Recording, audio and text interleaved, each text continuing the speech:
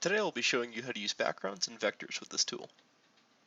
In order to add a background, first select the parameter that you would like. You can select from concentration, age, temperature, pressure, things like that.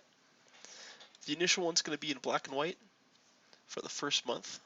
You can see the scale up here at the top from 0 to 100%.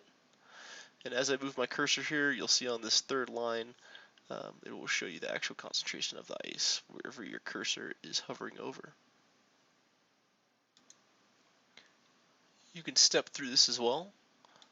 And you can see on the second line is where it will track the step. So still year 2000, month 2, 3, and 4. If we go ahead and change this to the color, you can see that it adds blue and red. And you can also loop that for the year that you've selected.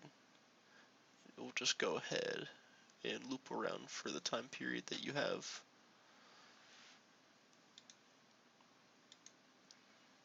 In addition to the background, you can have the vectors drawn on top of that.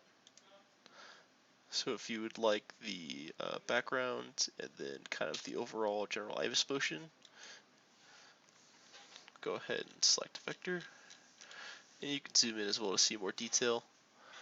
You can step through this and it will overlay more vectors in different colors with the corresponding year and month in the top right corner. If you zoom in after you've already added vectors, it will only show you the most recently added one.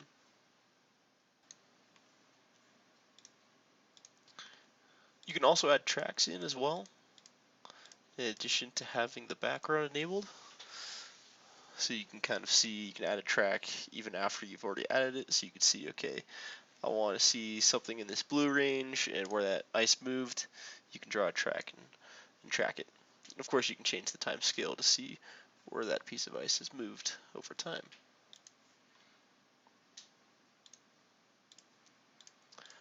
So add a couple tracks in here, and you can also loop the vectors. You can see month by month it is moving, and you can see the vectors kind of move and shift.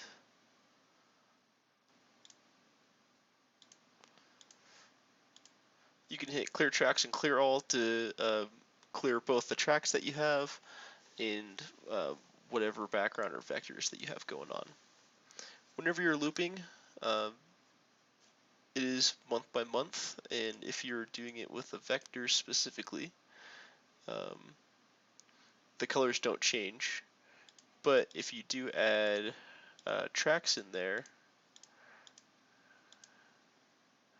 and then loop it through, you can see the parameters on the right side. If you have any tracks plotted, it will show you wherever month it is that it's changing to. It will draw a red line indicating where that value is taken from.